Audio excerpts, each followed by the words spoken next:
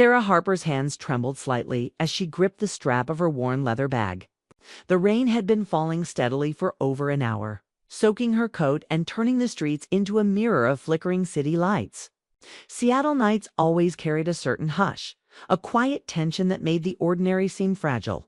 Tonight, it felt heavier, as if the air itself were aware of her loneliness.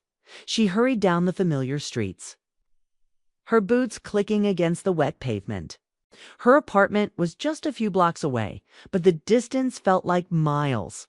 She had called Michael multiple times that evening, missed calls, texts, but he hadn't answered. Work had always come first for him. Long nights at the office, endless meetings, deadlines that never seemed to end. She understood that.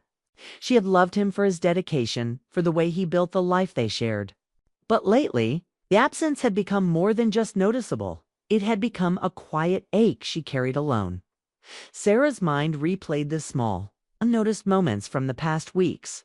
A forgotten dinner, an unanswered question about her day, a missed gallery opening she had hoped he would attend. She had tried to speak up, tried to remind him gently that she was there, that she mattered. But each attempt seemed to vanish into the air between them, leaving nothing but silence in its wake. The uneven sidewalk caught her foot unexpectedly.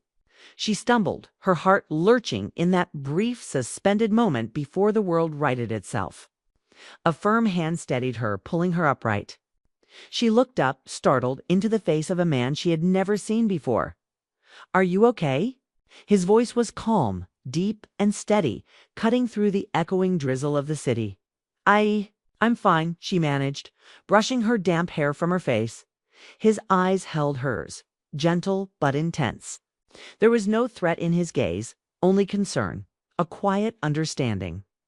"It's not safe to be alone out here in the dark." The words were simple, but something about them struck a chord within her. Not fear, but relief, a small sense of comfort she hadn't felt in weeks.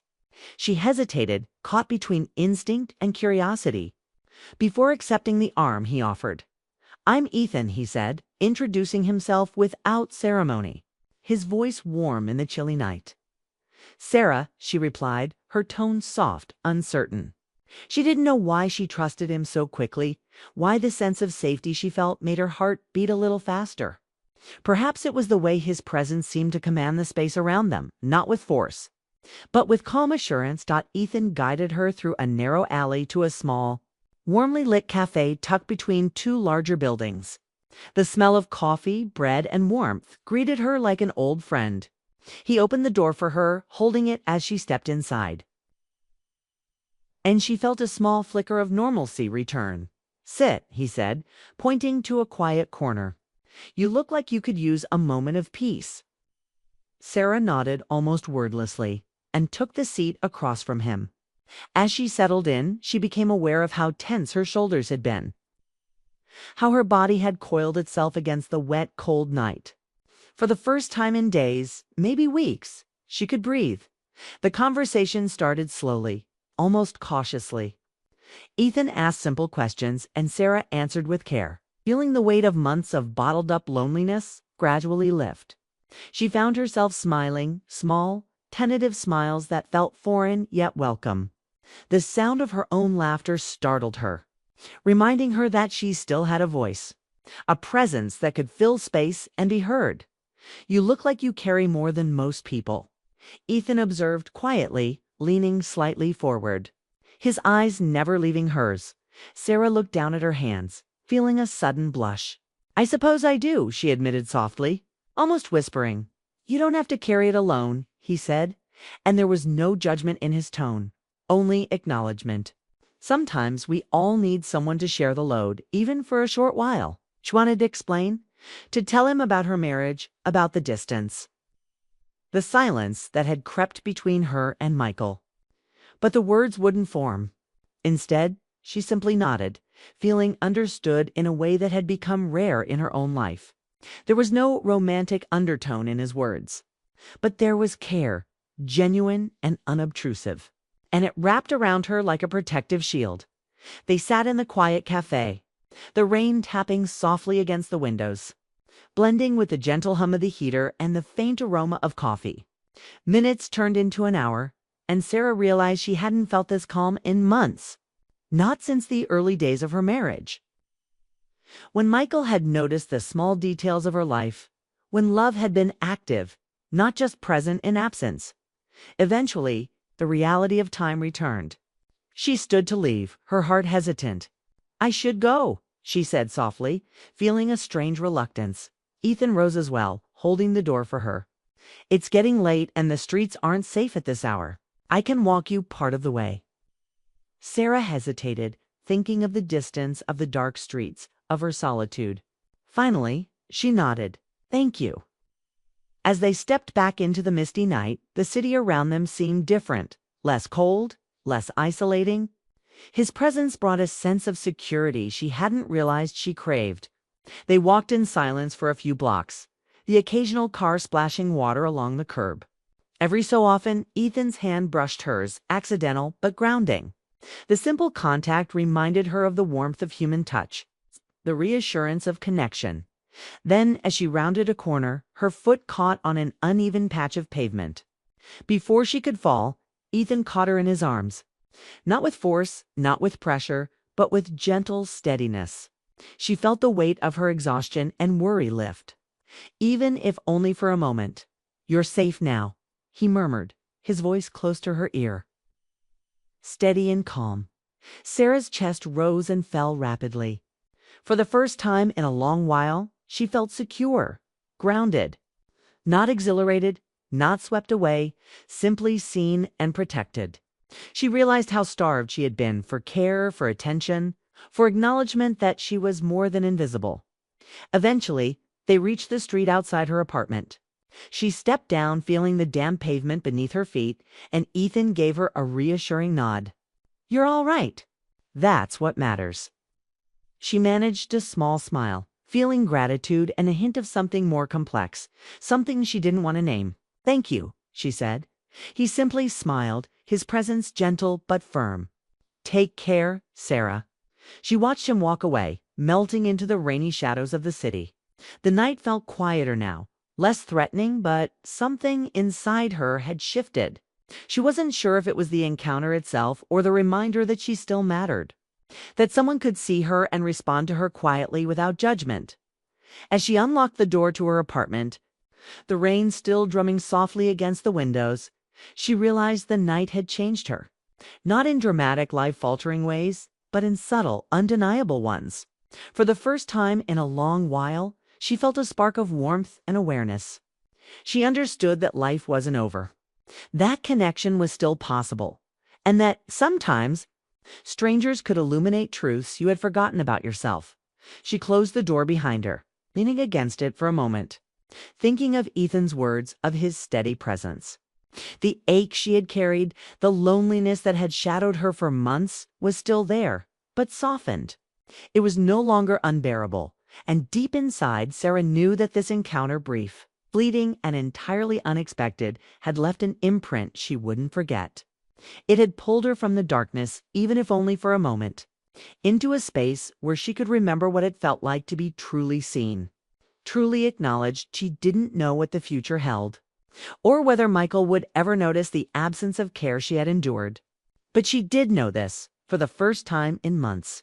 She felt a quiet certainty that she could face the loneliness and the dark with courage, because somewhere out there someone had reminded her of the light she carried within herself.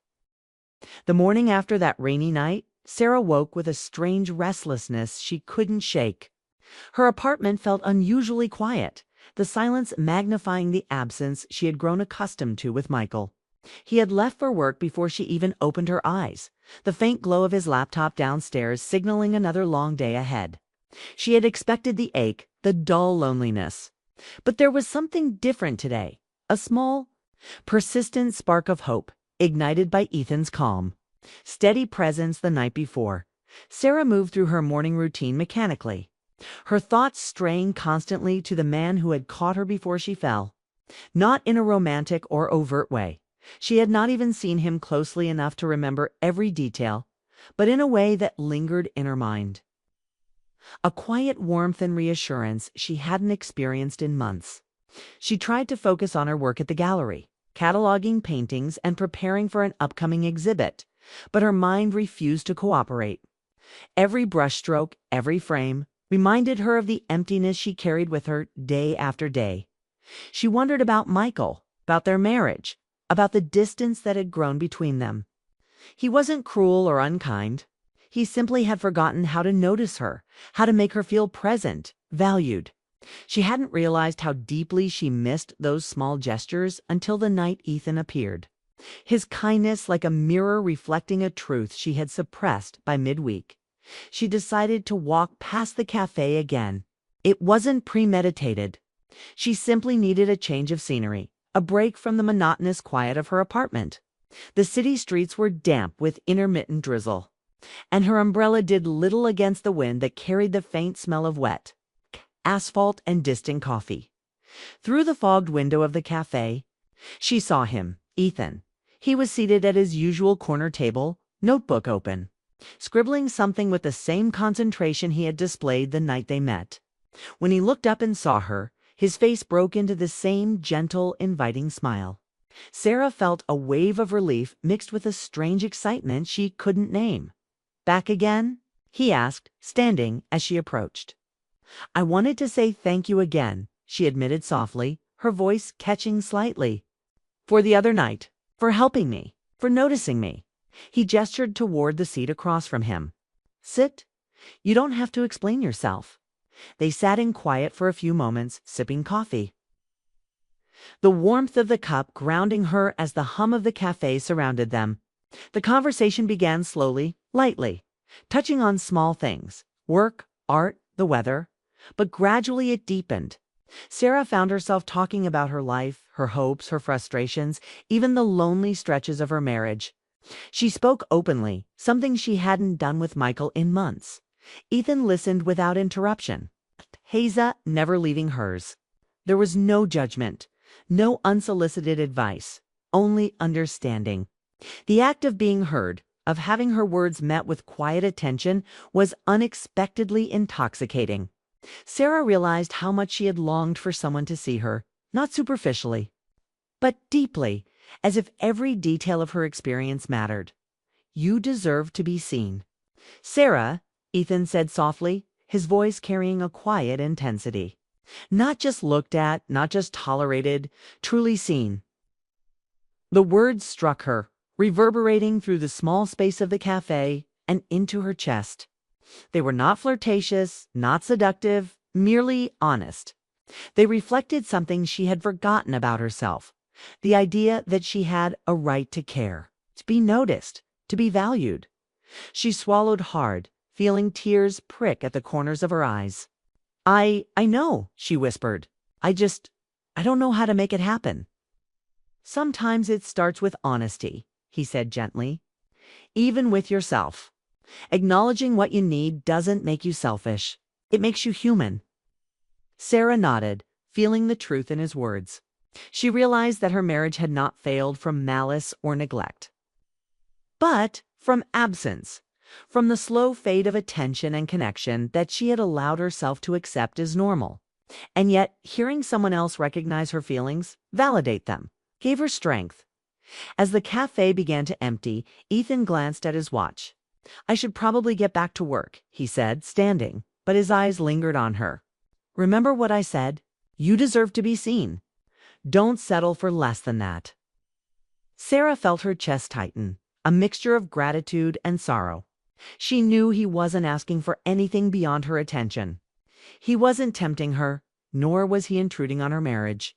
He had simply reminded her that her own heart deserved care, even when it had been neglected.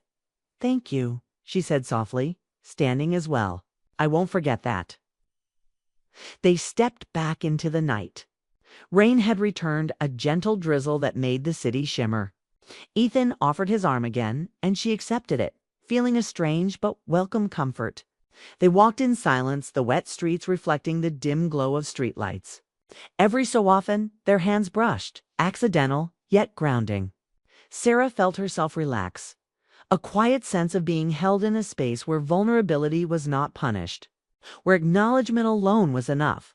When they reached her apartment, she stepped down from the curb, the puddles reflecting fragmented light across her boots. Ethan gave her a gentle nod. "Take care, Sarah."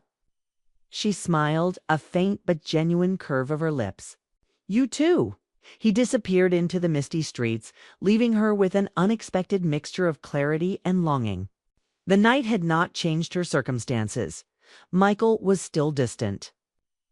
Her apartment still quiet, but it had shifted her awareness.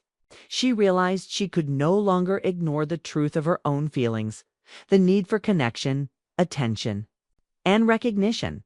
That night, lying in her apartment, she thought about the spark of life Ethan had reignited in her. She wasn't in love with him, and she hadn't been tempted toward betrayal. But she had remembered what it felt like to matter, to be noticed, to feel a quiet warmth when someone genuinely cared. That realization both comforted and unsettled her. For the next few days, she found herself replaying their conversation.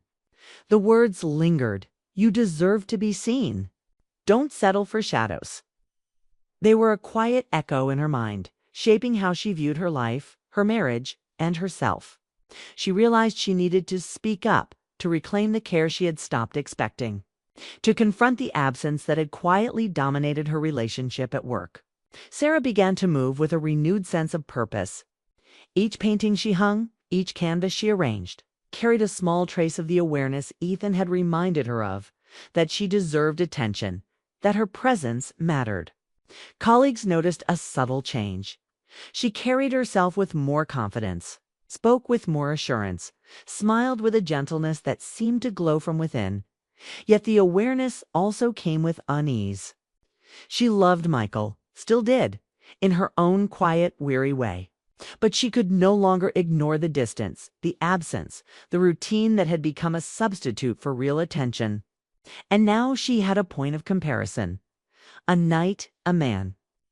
A presence that reminded her what acknowledgement felt like. That Friday evening, she decided to walk past the cafe again. She needed to see Ethan, not for romantic reasons, but for clarity, for grounding.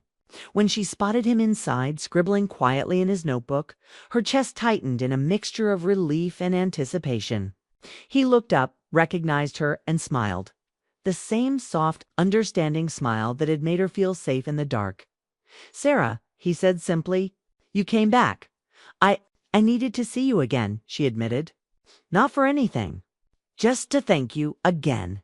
For noticing me, for being present." He gestured to the chair across from him.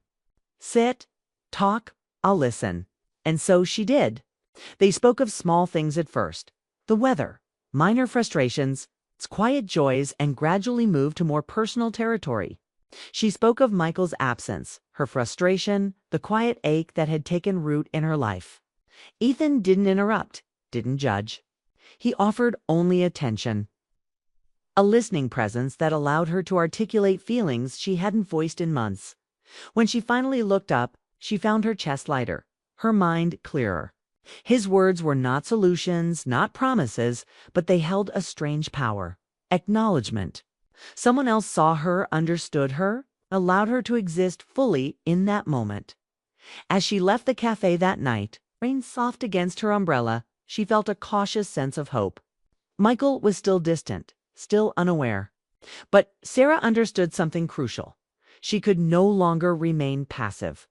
She had to confront the absence, the routine, the silence, and reclaim the care and attention she deserved. Not as a plea for love, but as a recognition of her own worth. She reached her apartment, heart pounding, mind alive with the memory of Ethan's steady presence. For the first time in months, she felt seen, understood, and reminded that her heart was capable of warmth even when the world felt cold. The night had shifted something inside her, and as she closed the door behind her, she whispered into the quiet, "I will not settle for shadows." The morning light crept gently through the curtains, touching Sarah's face as she lay awake, her thoughts caught between clarity and confusion. The rain had stopped overnight, but the quiet hum of the city outside only made the silence in her home feel heavier. Michael was still asleep beside her, his breathing even and distant. She looked at him for a moment, the man she had built her life with, and wondered when they had stopped looking at each other. Really seeing each other? Ethan's words echoed again in her mind. You deserve to be seen. They weren't romantic, not really. They were human, raw, and honest, the kind of truth that lingered long after the conversation ended. That morning, Sarah realized she could no longer avoid what had been missing. Her heart wasn't searching for someone new.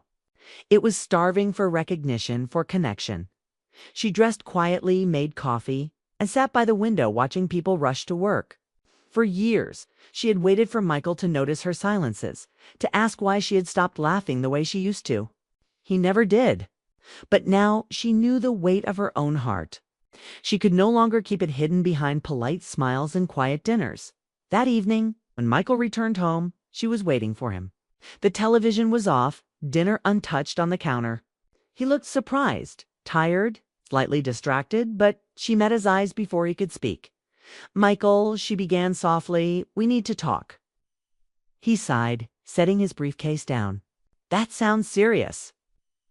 "It is," she said. "I don't want to keep pretending we're fine when we're not. We've been living like strangers." He looked at her, his expression tight. "You're unhappy." "I'm lonely," she admitted, her voice trembling. "Not because I stopped loving you, but because it feels like you stopped seeing me. I've been right here waiting for you to look up. And you never did." The room fell silent except for the hum of the refrigerator. Michael's face softened, guilt flickering in his eyes. "Sarah, I didn't realize." "I know," she whispered. "And that's the problem. You didn't realize." He moved closer, uncertain, as if afraid to break her fragile calm. "I've been so focused on work, on providing. I thought I was doing the right thing." "I know you did," she said gently. "But somewhere along the way, I stopped feeling like your partner. I became part of the background." Michael looked down, then back at her. "What do you want me to do?" "See me," she said simply. "Listen, be present. Not because I'm asking for attention, but because we both deserve more than this silence."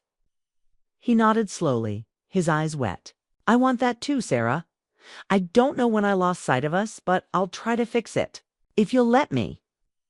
Something inside her loosened, not forgiveness yet, but the faint beginning of hope. It wasn't about blaming him. It was about being honest, finally. For the first time in years, she saw a flicker of the man she had fallen in love with. The one who used to notice every detail. Who used to laugh with her until midnight. That night, they didn't solve everything. They didn't fall into some perfect resolution. But they talked, really talked, for hours. About work, about fear, about how easy it was to drift apart without realizing it. It was awkward and painful, but it was real. And for Sarah, that was enough to start healing still. When she closed her eyes, a thought of Ethan surfaced, not as temptation, but as a symbol of what she had almost lost in herself. His kindness had opened a door she hadn't even realized was locked. He had reminded her of her worth, her need to be seen and heard. That reminder had brought her back to herself and ultimately back to the truth of her marriage. Days passed and small changes began to appear. Michael started joining her for breakfast, asking about her day, really listening. It was subtle, but it mattered. Sarah began to paint again, something she hadn't done in years. Her colors were brighter, her strokes bolder. She was rediscovering parts of herself she had hidden away. One afternoon, she walked past the cafe again. Ethan was there, sitting in his usual corner with his notebook. She hesitated at the door before walking in. When he saw her, a quiet smile touched his face. "Sarah," he said softly, as if her name carried a quiet significance. "You look different." "I feel different," she said honestly. "I spoke to my husband." Really spoke. "And for the first time in a long time, I think we might find our way back." Ethan nodded slowly, a warmth in his expression. "I'm glad. That's what you needed. Not escape, but recognition." She smiled faintly. "You helped me remember that. I don't think I could have done it without that night." He shook his head. "You could have. You just needed a reminder of who you are." For a moment, they sat in silence, the hum of conversation filling the cafe. There was no tension, no unspoken longing, just gratitude. Sarah felt an ache in her chest. not of love or regret, but of appreciation for the way two strangers could cross paths and change each other.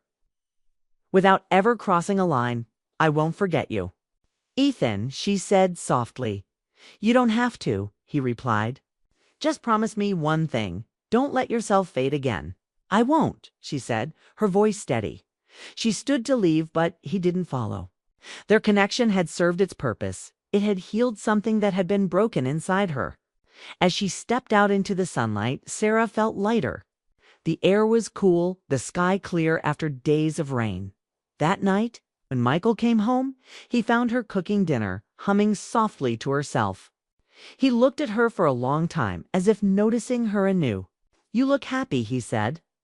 I'm learning to be, she replied, smiling. He moved closer, gently touching her hand. I've missed that.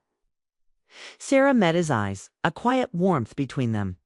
Then don't stop looking, she said, and for the first time in a long time, he didn't. They ate together, laughed softly over nothing in particular, and for those few moments, it felt like coming home. Weeks turned into months, and the quiet transformation continued. Their marriage wasn't perfect. It was real, fragile, but alive again. Sarah didn't need Ethan's presence anymore. His memory had become a gentle whisper, a reminder that sometimes it takes a stranger's kindness to make you see. It's what you've been missing all along. She started teaching an art class at the community center, something she had always wanted to do. The first day, as she stood before a group of eager faces, she thought about how far she had come, from the woman walking alone in the rain to someone who had learned to speak her truth. One evening, as the sun dipped below the horizon, she walked home past the same corner where Ethan had once stopped his car. The memory made her smile, not with longing, but gratitude. He had appeared at the exact moment she needed to be reminded of her worth and then faded back into the world, leaving her stronger. When she reached home, Michael was waiting for her on the porch, 2 mugs of tea in hand. He handed one to her, his fingers brushing hers. Long day, he asked. Good day, she said softly. Sitting beside him, they watched the sun sink beyond the trees. The silence between them comfortable now, no longer empty, but full of quiet understanding. She leaned her head against his shoulder, feeling the warmth of his presence. For the first time in years, she felt seen. Not by a stranger, not by anyone outside her marriage, but by the man who had once known her best and now, perhaps, knew her again, as the night deepened. Sarah thought about how life has a way of pulling us into darkness, only to remind us that we're capable of finding our own light. Ethan had shown her the way out. But it was her courage that kept her moving forward. She smiled to herself and whispered, almost to the stars, thank you for finding me in the dark. The office was unusually quiet that evening. Emma Carter stayed behind after everyone had gone home, her desk light the only glow in the wide glass building. The rain outside had turned into a steady rhythm against the windows, soft but constant. She had stayed late many times before, but that night felt different, lonelier somehow. The silence echoed around her as she tried to focus on the stack of reports she had promised to finish before morning. Emma was 42, senior marketing manager in a Chicago firm. She had built a life that looked perfect from the outside career. House, marriage, but inside, things had begun to feel empty. Her husband, Michael, had grown distant over the years, their conversations shorter, their dinners quieter. He was kind but distracted, always buried in his work or on his phone. Lately, she felt more like a roommate than a wife. That night, as she stared at the flickering cursor on her computer screen, she sighed. She leaned back in her chair and rubbed her eyes, realizing she hadn't eaten since lunch. Just one more page, she whispered to herself. But then she heard something, a faint sound behind her, like footsteps. She froze. Everyone had left hours ago.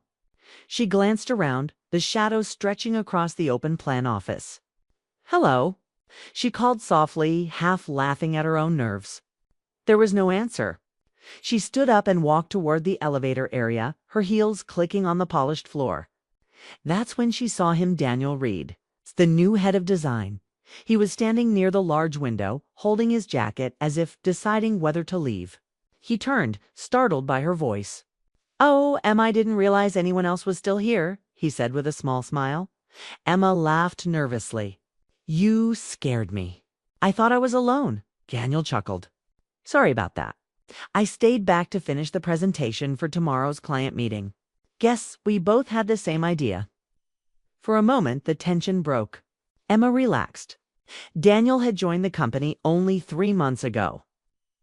But he had already made an impression, confident, creative, and friendly with everyone. There was something easy about the way he spoke, something warm. They chatted briefly about work, the usual office talk, but soon their conversation drifted. Daniel mentioned that he had just moved to Chicago from Seattle, that he missed the rain but not the long gray winters. Emma smiled. I grew up near here. Chicago winters make you strong.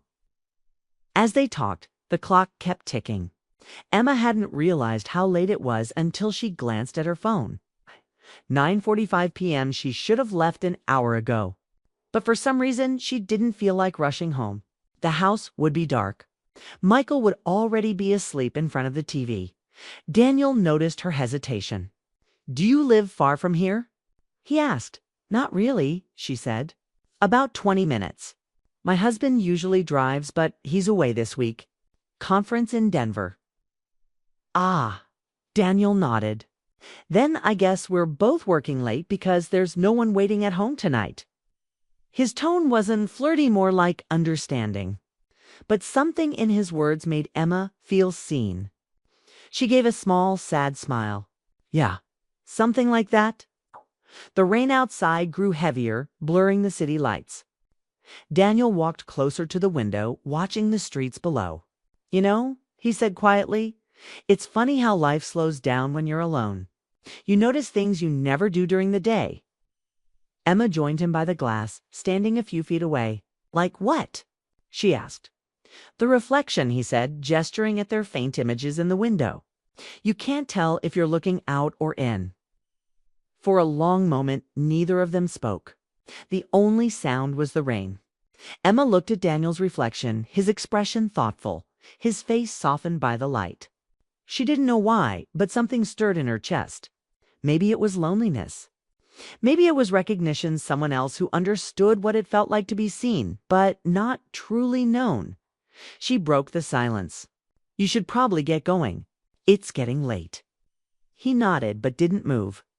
I will just... Not yet. His voice was quiet, but steady.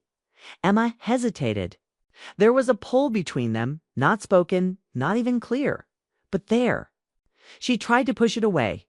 I should finish these reports, she said quickly, stepping back toward her desk. Daniel smiled gently. You're too dedicated. It's called responsibility, she said with a playful tone, trying to lighten the air. But as she sat back down, she couldn't focus anymore. The words on the screen blurred. Every few seconds, her eyes flicked up to see him still standing there. Finally, she laughed softly. You're not leaving, are you? Maybe not, he said, smiling. It's quieter here than home. Emma tilted her head. You live alone? He nodded. For now, yes. My girlfriend and I broke up before I moved here. It was complicated. Something in his voice told her not to ask more, so she didn't. But she felt a pang of empathy. I'm sorry, she said. He shrugged. Life happens. You learn to start over. She smiled faintly. Starting over sounds nice. Would you? He asked, curiosity in his tone. Emma paused. If I could, maybe? Sometimes I wonder what it would feel like to be seen again, not just as someone's wife or someone's boss, but as me. Daniel's gaze met hers. Then steady, quiet, but full of something unspoken.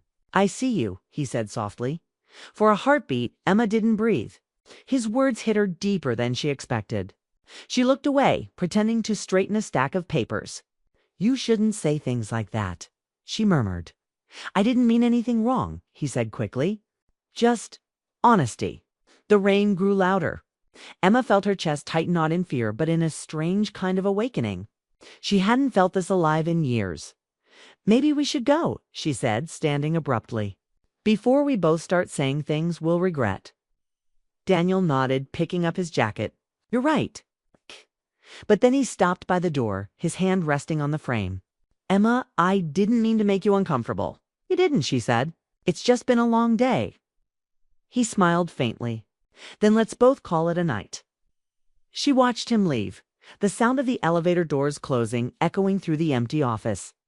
Emma sank back into her chair, her heart beating faster than it should. She wasn't sure what had just happened. Nothing. Really, but it felt like something had shifted. She looked out the window again, the reflection showing her face under the dim light. She whispered to herself, "What am I doing?" But deep down, she already knew the answer. The next morning, she came to work early, telling herself it was just another day. She had slept barely 2 hours, replaying their conversation in her mind. When Daniel walked in later, their eyes met briefly across the room. No words were exchanged, but the air between them felt different, charged, careful, alive. Emma buried herself in work. But her heart wasn't cooperating. She told herself she was being foolish, that it was just loneliness talking. But as the hours passed, she couldn't ignore the quiet thrill that came with seeing him by lunch. Daniel walked past her desk, his tone casual. "You want to grab a coffee later?" It sounded innocent, but her pulse quickened. She hesitated, then nodded. "Sure, why not?" As he walked away, Emma felt the weight of the choice settle in. She told herself it was just coffee, just conversation, nothing more. But a quiet voice inside her whispered that life was about to change. And for the first time in years, she didn't know if she was ready or if she wanted to stop it. The next afternoon was colder than usual. A light wind swept through the Chicago streets, stirring fallen leaves across the pavement. Emma walked out of the office building with a sense of nervous energy she couldn't explain. She had agreed to meet Daniel for coffee, telling herself it was nothing, just a colleagues grabbing a quick break. But deep down, she knew there was more to it. Daniel was already there when she arrived at the small cafe around the corner. He was sitting by the window, his sleeves rolled up, a book lying unopened beside his cup. When he saw her, he smiled in that calm, easy way that always disarmed her. "Hey, you made it," he said. Barely, Emma laughed, shaking the rain from her coat. "My meeting ran long, and coffee's exactly what you need," he replied, standing to pull out her chair. It was a small gesture, but one that made her heart flutter in a way she hadn't felt in years. They ordered, talked about work at first, and laughed about small things, the office gossip. A client's ridiculous request, the broken elevator that kept trapping people between floors. But soon their conversation shifted naturally, like water finding its own flow. Daniel told her about his family back in Seattle, how his parents still called every Sunday, and how he sometimes missed the ocean. Emma shared bits about her early years in Boston, her college dreams, and how life had taken turns she never expected. She didn't realize how much she had been holding back until then. For the first time in a long while, she felt heard. Daniel didn't interrupt, didn't rush her words, he just listened. And that alone was enough to make her chest tighten. "Do you ever feel," she said softly, stirring her coffee, "like you built a life that doesn't feel like yours anymore?" Daniel looked at her for a long moment before answering. "Every day. That's why I moved here. I thought maybe if I started fresh, I'd finally feel like I belonged somewhere." Their eyes met, steady, quiet, honest. Emma looked away, her throat tight. She wanted to say something, but she didn't trust herself to. When they left the cafe, the sky had turned gray again. Daniel walked her back to the office, his hands in his pockets. At the entrance, he stopped. "Thanks for coming," he said. "Thanks for asking," she replied. There was a pause, a small, still moment when the world around them seemed to slow. Then Daniel said softly, "I'm glad you stayed that night. If you hadn't, I probably wouldn't have talked to you at all." Emma smiled faintly. "Maybe it was meant to happen." Kay gave a quiet laugh. "Maybe." She went home that evening with her thoughts spinning. Michael had texted her once, just a reminder about a bill that needed paying. Nothing else. She cooked dinner alone, turned on the TV, and sat in silence. But her mind wasn't in that living room. It was still at that cafe, hearing Daniel's voice, seeing his smile for the first time in years. She felt something stirring inside her, a reminder that she was still alive, still capable of wanting more than routine. But that realization scared her too. Over the next few weeks, Emma and Daniel grew closer. It wasn't planned, it just happened. Sometimes they'd stay late working on campaigns together. Other times they'd grab lunch or walk to the train station after work, talking about everything and nothing. There was a rhythm between them, unspoken but steady. And though they never crossed any line, the air around them always seemed to hum with something unacknowledged. Emma began to notice the little things. It's the way his eyes softened when he looked at her, the way his voice dropped when he said her name. Once, he brushed a strand of hair from her face when the wind blew it across her cheek. It was such a small gesture, but it sent her heart racing. That night, she stood in front of her bathroom mirror, staring at her reflection. "You're being foolish," she told herself. But she couldn't ignore how alive she felt whenever Daniel was near. Still, guilt crept in. Michael was her husband. They had shared years together, built a life. She knew she had no right to crave something more, yet the emptiness between them felt impossible to bridge. He barely noticed her anymore. Some nights they didn't even speak. One Friday, Daniel invited her to join a group of colleagues for dinner. She hesitated, but went anyway. They sat at a long table, laughter and conversation flowing easily. Daniel sat beside her, close enough that his arm brushed hers occasionally. Every touch sent tiny sparks through her. When the dinner ended, everyone drifted off in different directions. Daniel offered to walk her to her car. The city was quiet, the air cool. As they reached her car, Emma turned to thank him and saw that look in his eyes again. The one that made her forget her words. "Daniel," she whispered, "we shouldn't." "I know," he said softly. "But sometimes knowing doesn't stop how you feel." Emma felt tears press behind her eyes. "It's not fair. To anyone." He nodded. "I don't want to make things harder for you." "You're not," she said. "You're just making me remember what it feels like to be seen." The silence that followed was heavy, but gentle. Then Daniel took a slow breath. "Maybe we should take some space." She nodded, even though it hurt. Maybe that's best. For the next few days, they avoided each other. Emma threw herself into work, tried to ignore the hollow feeling that followed her everywhere. But fate had other plans. One evening, a major project crisis broke out. A client wanted last-minute changes before a big presentation.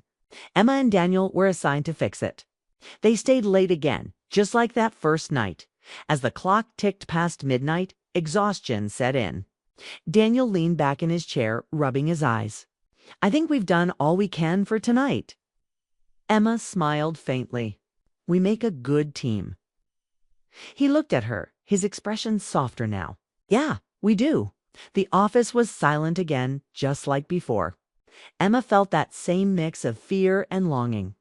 "Do you ever wish things were simpler?" She asked. "Every day," he said quietly. "But maybe simplicity isn't what we're meant for." They sat in silence for a moment. Then Daniel stood, walked to the window, and looked out at the lights below. "I don't want to lose what we have," he said, "even if it's just friendship." Emma joined him by the window. "Neither do I." He turned toward her. Their eyes met, and for a heartbeat, the world outside disappeared. But then she stepped back. "I can't," she whispered. "I can't ruin everything I've built." Daniel nodded slowly. "I understand." He smiled, sad but sincere. "You're stronger than you think, Emma." She wanted to believe that. She wanted to believe that walking away was the right thing, even if it left her feeling hollow. They packed up their things and left the office. The elevator ride was silent. When the doors opened to the lobby, Daniel stepped out first, then turned back. "Take care, Emma. You too," she said softly. That night she sat in her car for a long time before driving home. The rain had started again, tapping gently on the windshield. She felt the ache of what could have been and the weight of what still was at home. Michael was awake for once, sitting on the couch. "You're late," he said without looking up from the TV. "Work emergency," she replied, hanging her coat. He nodded, barely reacting. Emma looked at him, her husband, her life partner, and felt the strange distance between them stretch wider. She sat beside him, forcing a smile. "You want tea?" "Sure," he said, absent lie. In that moment, Emma realized something painful yet clear. It wasn't Daniel who had changed her, was the realization that she had been living half a life. Daniel had simply made her see it. Later that night, lying in bed, she stared at the ceiling. Her heart was heavy, but not with guilt, rather, with understanding. She couldn't change the past, but maybe she could change the future. And as sleep pulled her under, one thought lingered.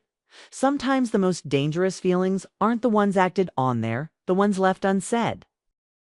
The following weeks moved quietly for Emma. The city, once full of color, now felt gray and still. Work continued as usual, but something inside her had shifted.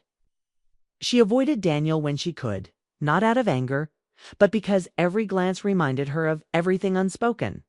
They exchanged polite smiles in meetings, short professional words, and nothing more. It was as if they had silently agreed to bury whatever had grown between them. At home, things weren't better. Michael was still distant. He spent most evenings on his phone or laptop, his mind somewhere Emma could no longer reach. They ate dinner in silence, exchanged mechanical goodnights, and lived like two polite strangers sharing the same roof. Emma tried to start conversations about the garden, about his work, about maybe taking a small trip together, but he always gave short answers that ended things before they began. One night, she stood by the kitchen window, staring out at the dark yard. Her reflection looked older than she remembered. Tired eyes, quiet face. She wondered when she had stopped being the woman who used to laugh at the smallest things, who used to believe in warmth and surprises. The next morning, she arrived at work early. The office was empty, and she felt a strange calm walking through the quiet halls. When she reached her desk, she found a small envelope waiting there. Her name was written in Daniel's handwriting. Her heart tightened. Inside was a simple note. "Thank you for being kind when you didn't have to be. You reminded me that good people still exist.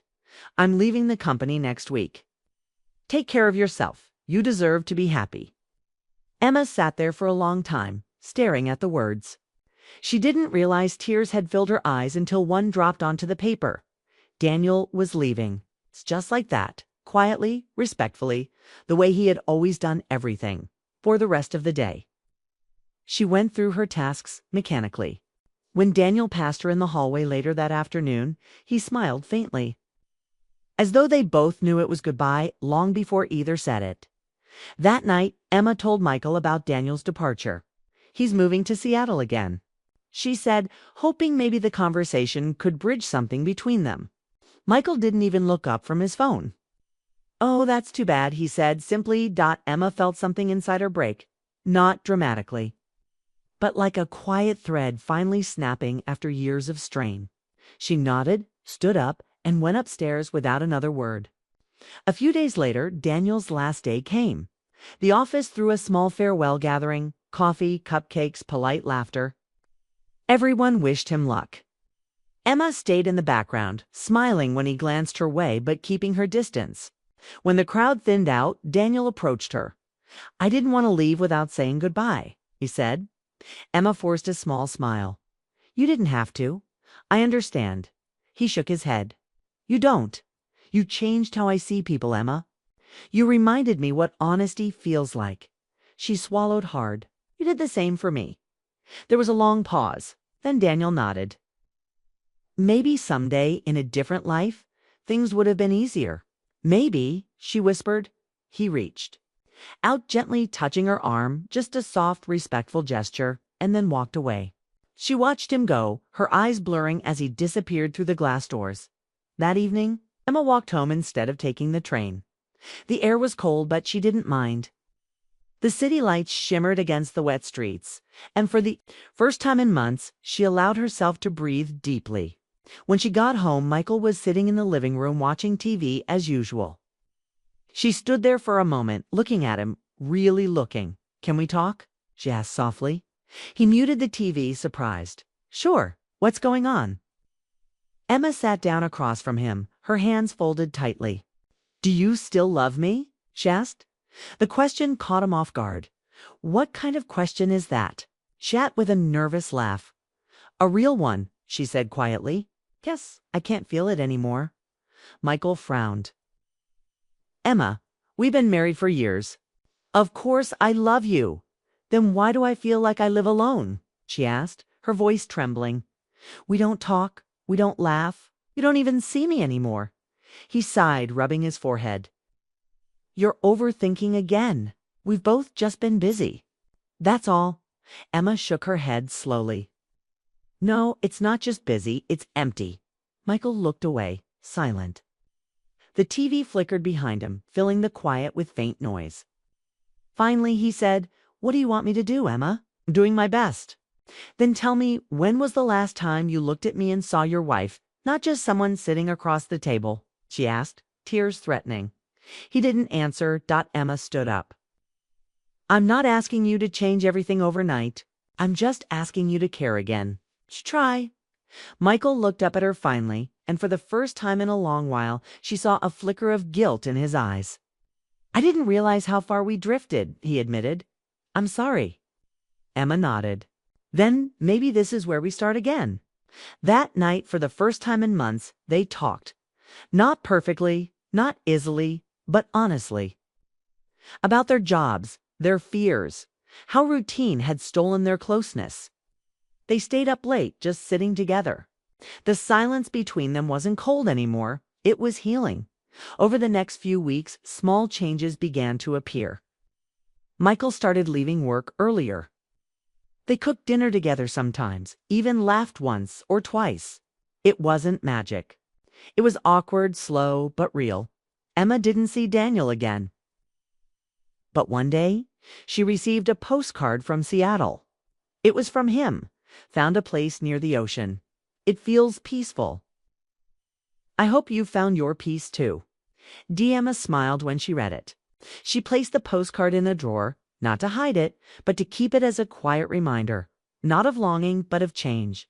Months passed and life began to settle again. Emma joined a pottery class, something she had always wanted to do. Michael came to one of her showcases and surprised her with flowers. The warmth between them was fragile, but growing. One Sunday morning, while they were having breakfast, Michael looked at her and said, You seem happier lately. Emma smiled. Maybe I finally remembered who I am. He nodded. I guess I forgot that too. I'm glad you reminded me. There was something new in his tone, a softness she hadn't heard in years. Later that day, while folding laundry, Emma found one of Daniel's old notes tucked in a book she'd borrowed from the office before he left. She read it again. The same line stood out. You deserve to be happy. This time, she smiled without sadness. She realized happiness didn't always come from new beginnings. Sometimes it came from finding light in the same place you thought had gone dark. That evening, she stepped out to the balcony as the sun dipped low. The city lights blinked to life, gentle and warm. Michael came out behind her, wrapped a shawl around her shoulders, stood quietly beside her. For the first time in a long time, Emma felt at peace. Life wasn't perfect. It never would be. But it was real, full of choices, regrets, and second chances. And that was enough. As the breeze brushed past her face, she thought of Daniel, not with longing, but with gratitude. Some people come into our lives not to stay, but to wake us up. He had done that. She reached for Michael's hand. He squeezed it gently, and in that quiet moment, Emma finally understood. Love isn't about finding someone new.